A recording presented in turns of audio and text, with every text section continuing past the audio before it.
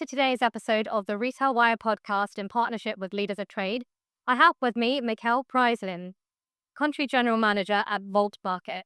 Welcome, Mikkel. Thank you. Nice to be here. Can you tell us a bit about yourself and your work within the retail space? Yeah, I can. So I'm based in Denmark. I'm Danish, and I have quite the background in grocery retail. Joined Aldi back in 2009.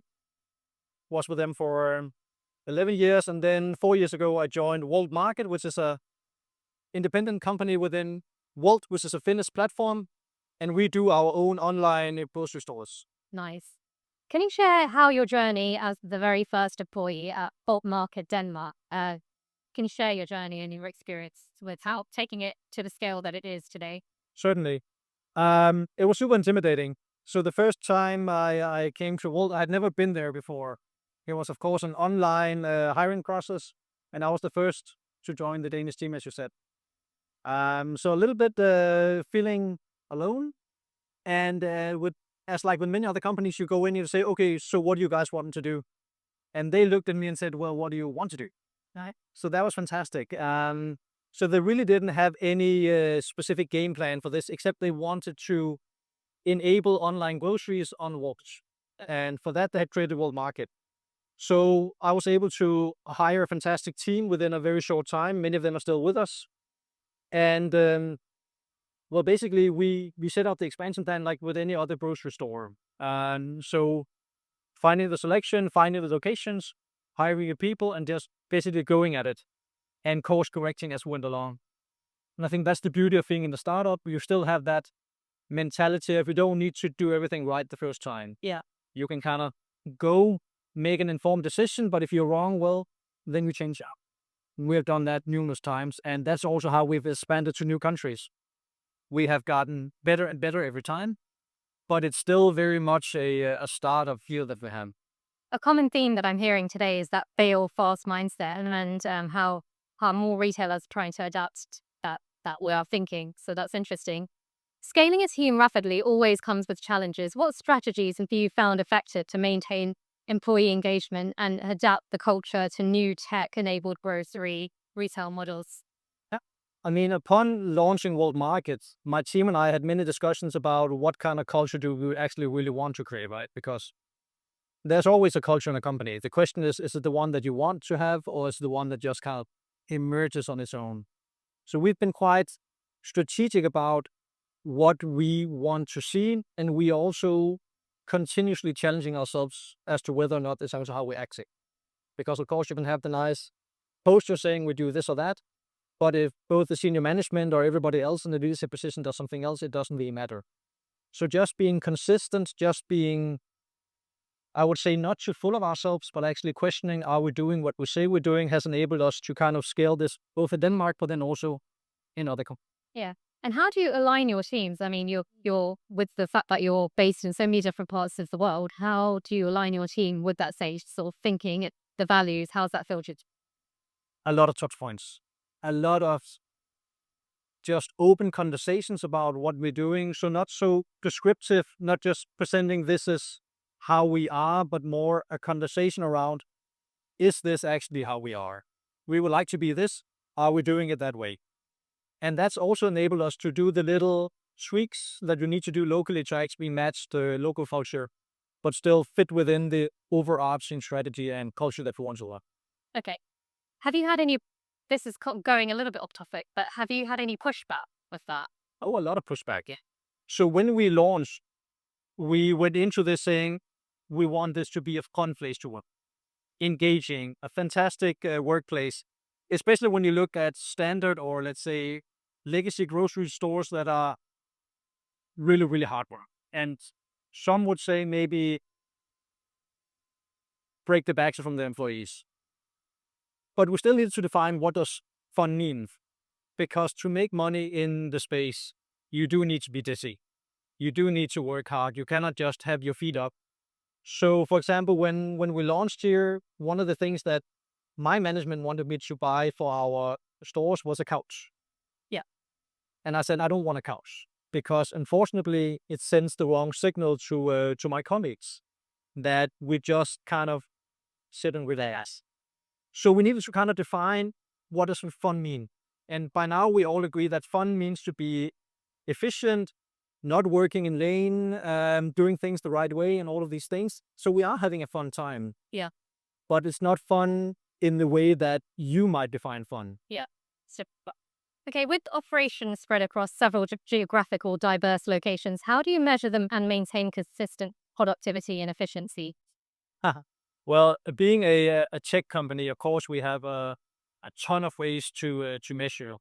And I think that's the easy part. So we have so many data points. What has been important to me in my leadership and with my direct reports has to define, okay, what is actually important to us right now? Because otherwise you just drown in data. So we've always been able to go into conversations again and again of, okay, so what do we want to focus on right now? Yeah. And that works globally. That works across borders. It means we can always have still a database discussion, but we're still kind of prioritize it. And then always remembering there's a human behind the data. Yeah. We've also heard that on stage today. It's still about the humans, even in the business that we're in. Yeah. So updating traditional grocery retail models for the digital age is no small task, as you know. What are some of the biggest challenges you've faced in this transformation and how have you overcome them? I think my colleagues are tired of me talking about the cucumber dilemma. Oh, wow. But so imagine you go to the grocery store and you have your shopping list and it says cucumber, right? But you only find 2 cucumbers there. Unless they're both rotten, you'll take the one that you like the most. And it might be crooked, it might be a little bit shorter, but you're going to be happy with your choice. Yeah. If we send you that same cucumber that you shop for online, you would be extremely disappointed. Yeah. Because you didn't make the choice yourself. So you've outsourced your autonomy to make a choice to us. So we need to be aware of this. What do you call it? The fact that we need to make this choice on your behalf. So as we are still in the human centered, I need everybody in the stores to understand the responsibility they have towards your experience. So we need to be almost stricter than you would be in a normal grocery store. That doesn't mean that we have more shrinkage necessarily, but we still need to make sure that we really are very accurate to what we sell out. I think that's been one of the biggest challenges to kind of convince people that when they shop with us, they actually get quality. Mm-hmm. Okay, cucumber effect. Is that right? Cucumber dilemma. Like cucumber dilemma, yeah. Okay, so I love that.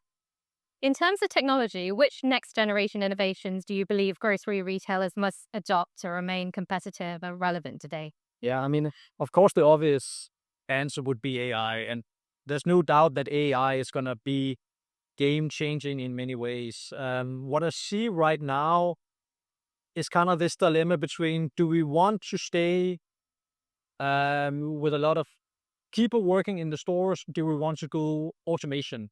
And it always seems to be an either or conversation for many.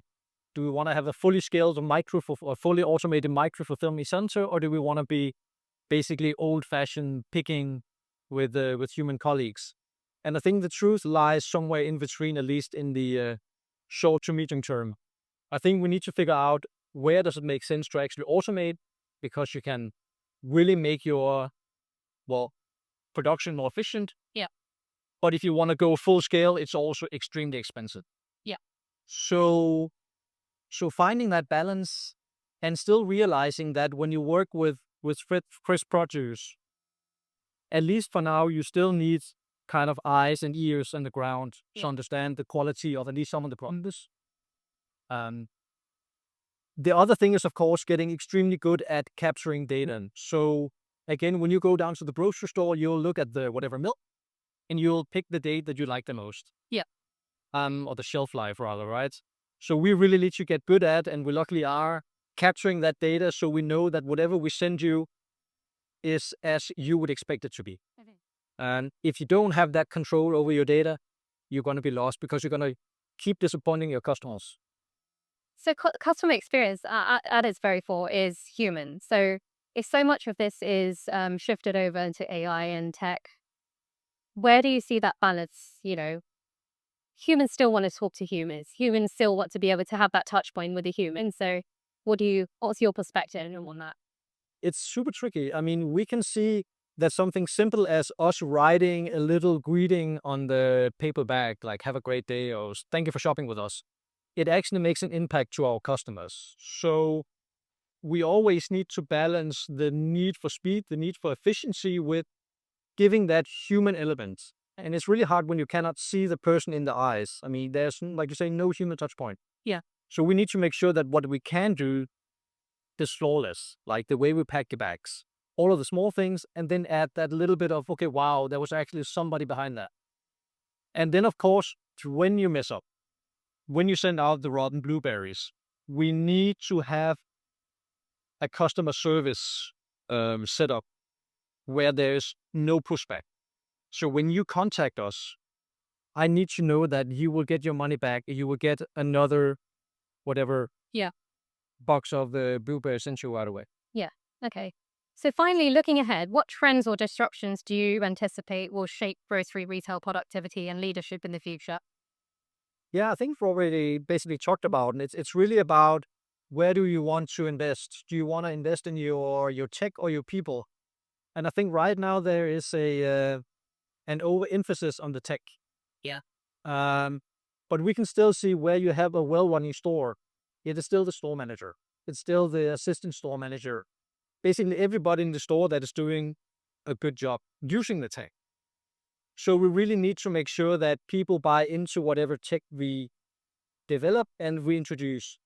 It shouldn't be tech first and then humans. It should rather be, okay, how do we make their lives easier? How do we make sure that what they do will ultimately benefit the customers? And I think that will still remain the same. You always need to have that kind of loop: tech, employees, staff, customer. How does that actually add up to something greater than the individual path? So great notes to end on. So tech and human in harmony. So Yeah. thank you so much, Mikkel, for joining us.